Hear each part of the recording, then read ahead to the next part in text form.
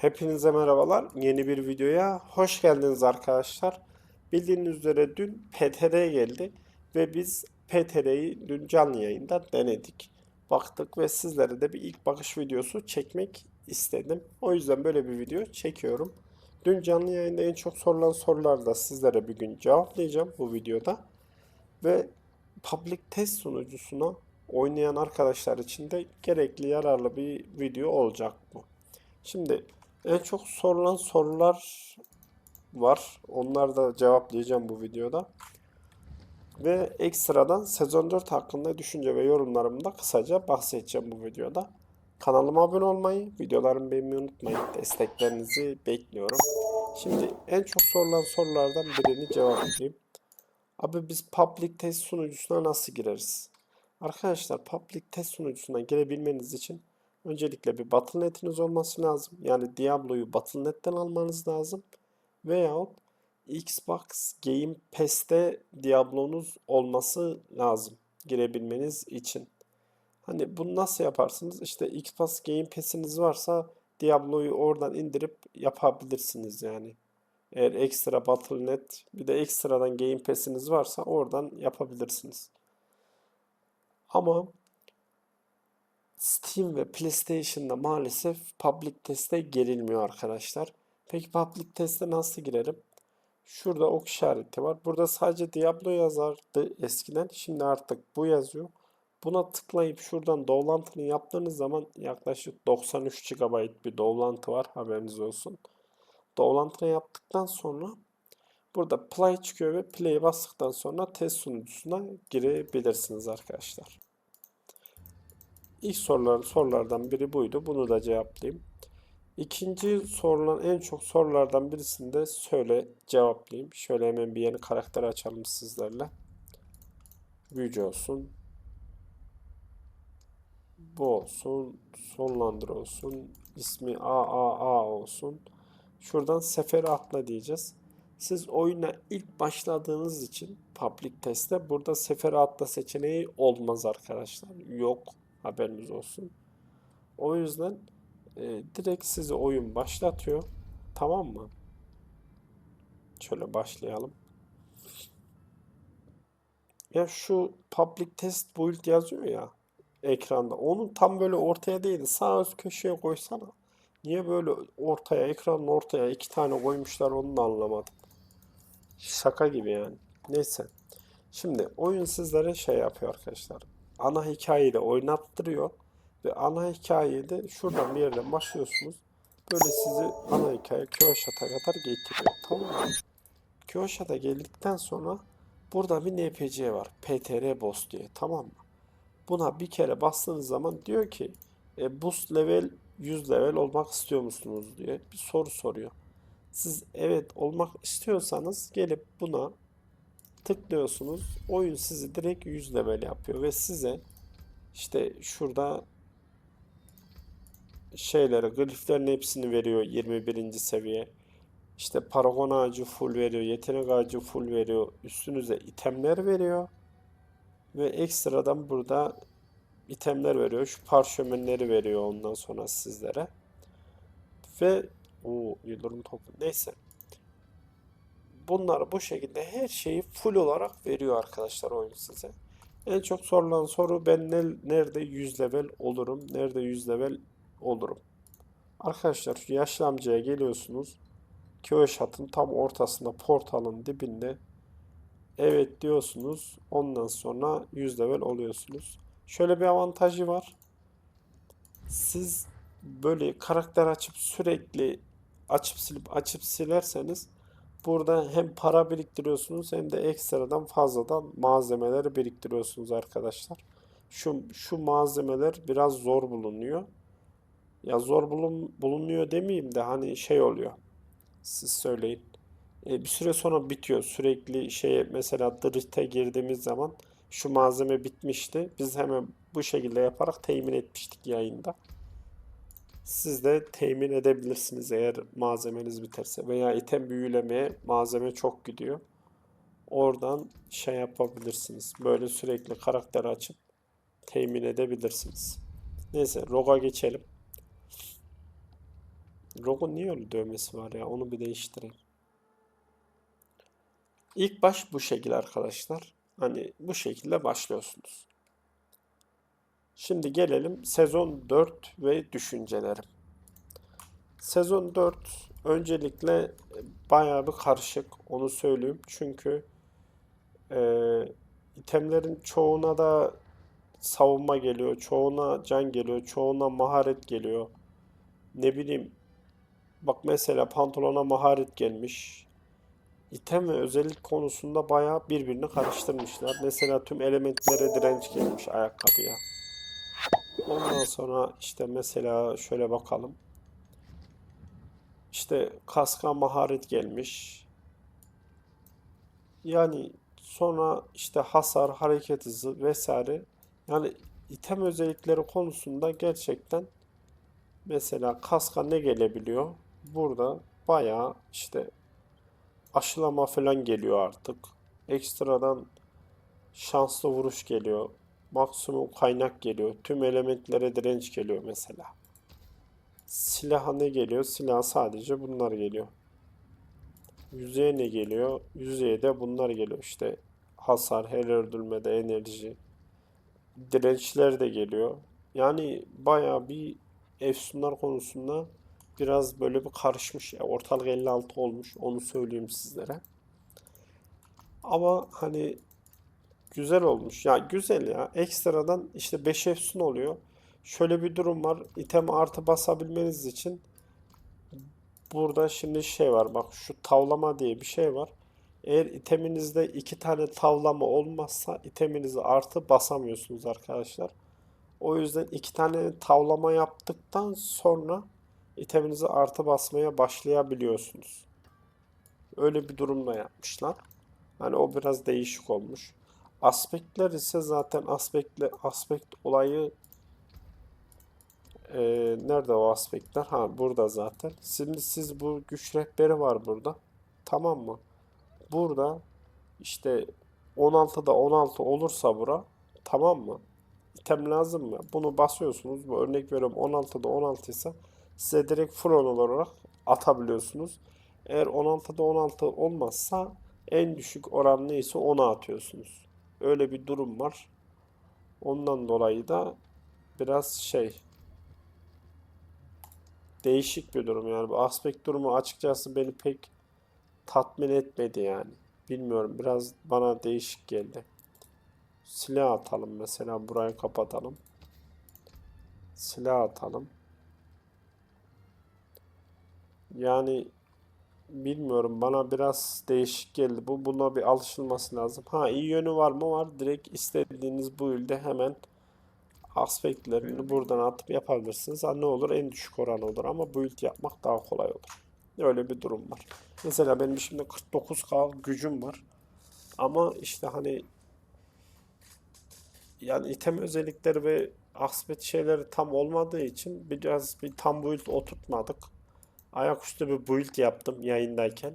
Ayaküstü dedim yani build'de de iyi bir build şimdiki. İnsan kendi build'ini kötülemez. Onun niye kötülemediğimi de şimdi sizlere göstereyim. Yani bu kısımlar biraz karışık. Karışık biraz değil de karışık yani. Ben bile bir ara beynim yandı durdu yani. O yüzden o zamanla alışılacak şey. Şimdi bizim bu The Pit'imiz de burada. Ben burada 34. kademeye geldik. Dün canlı yayında. Daha devam edecektik. Sahur vakti geldi. O yüzden kapattık. Bunun daha devamını getiririz. Rogue durur. Rogue'u daha iyi bir hale getiririm. Çünkü taşları artı 4. İşte itemleri artı basılı bile değil. Hiçbirinin. Bunu daha iyi hale getiririz. Ve şunun son zindan şeyine de gireriz. Bakarız ona. Yani The Pit bu şekilde içeri giriyorsunuz. Normal işte hızlıca yaptıkça size malzemeler düşüyor. O düşen malzemeler ise zindan seviyesi ne kadar yüksek olursa ona göre malzeme düşüyor. Şu malzemeler arkadaşlar. Şimdi neden The Pit önemli? Onu açıklayayım sizlere. Yani bu söylediğim şey biraz daha endgame şeyi.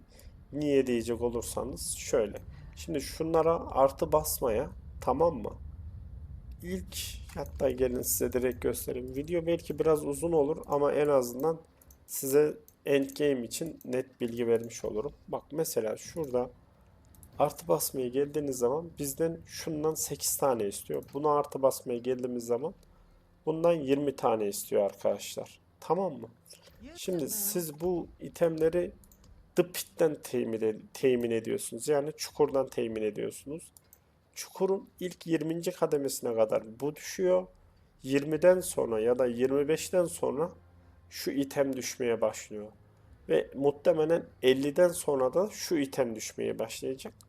Ve siz bunu artı 8'e bastıktan sonra artı 12'ye kadar da sizden bu itemi isteyecek. O yüzden bu itemlerin hepsini artı basabilmeniz için The Pit'i yapmanız lazım. Yani oyun size, sen bu itemleri artı mı basmak istiyorsun kardeşim? Gireceksin The Pit'te farmlayacaksın. Değilse buradaki itemleri artı basamazsın diyor. Ha, bunların malzemesi satılır mı? Satılmaz çünkü herhangi bir depoya konulan veya çantana konulan bir malzeme değil. Bunu mecbur girip farmlayacaksın arkadaşlar. Hani böyle bir durum yapmış. Bu da end game'de olacak bu oyun. Çünkü dünya kademesi 4'ten sonra öğe gücü yüksek olan itemler düştükten sonra şu itemleri istemeye başlayacak. Ondan dolayı da mecbur dipite girip kasıp farmlamanız lazım. En azından üstünüzde full artı basabilmeniz için. Tamam mı? O yüzden The Pit'in ve Endgame olarak şu anlık bu var ki gayet güzel. Ekstradan yani item konusunda şey konusunda güzel. Hem zamanla yarışıyorsun.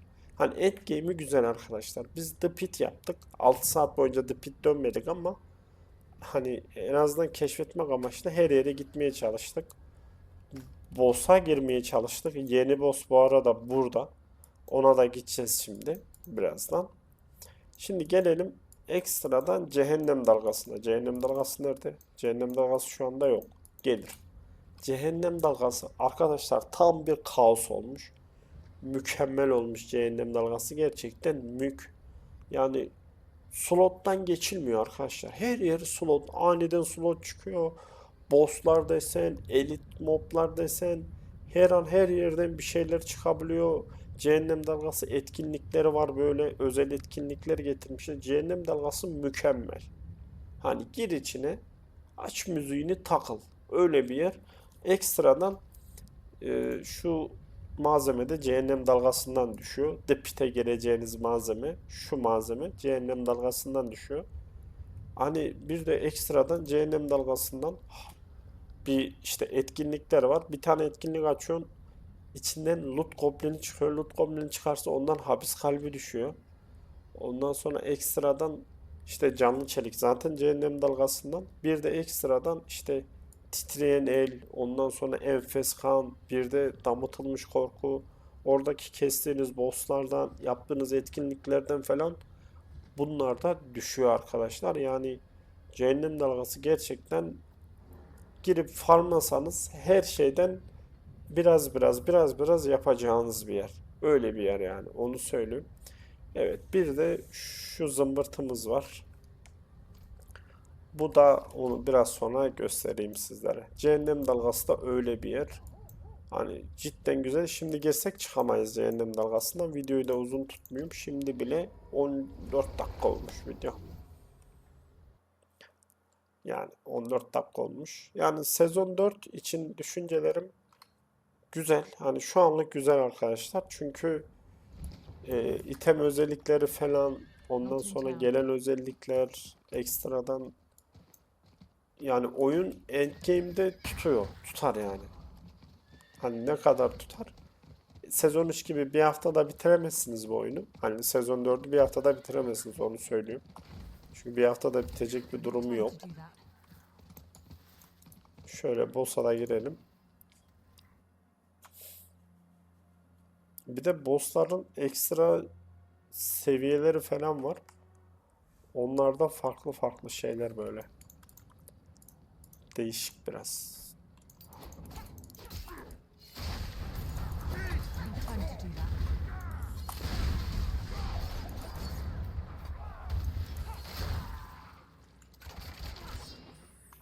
Şöyle gidelim hızlıca.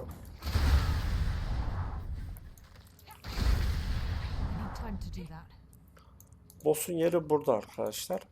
Buna tıkladığımızda farkındaysanız Stygian Stone istiyor. Dur, şunları bir öldüreyim. Bir de ekstradan bunları istiyor. Bir de Andriel var. Bir de Andriel işkence et diye bir şey var. Muhtemelen bu daha yüksek bir seviye.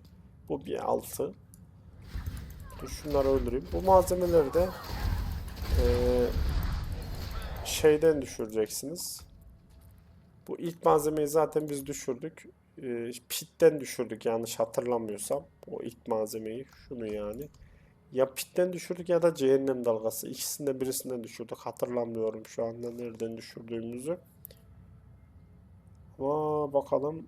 Evil'dı. Muhtemelen cehennem dalgasından düşürdük. Şu geri kalan iki malzemeyi muhtemelen bosslardan düşüreceğiz diye düşünüyorum. Çünkü tam olarak nereden düşüreceğimizi daha biz bulamadık. Bulduğumuz zaman gelip bu boss'a gireceğiz canlı yayında. Şimdi şöyle bir durum var. Bossların da e, muhtemelen bu boss malzemeleri de bazı bosslardan düşecek. Duriel mantığındaki gibi. O yüzden yeni bir boss lokasyonları vesaire diye bir video yapacağım. Sezon 4 geldiği zaman.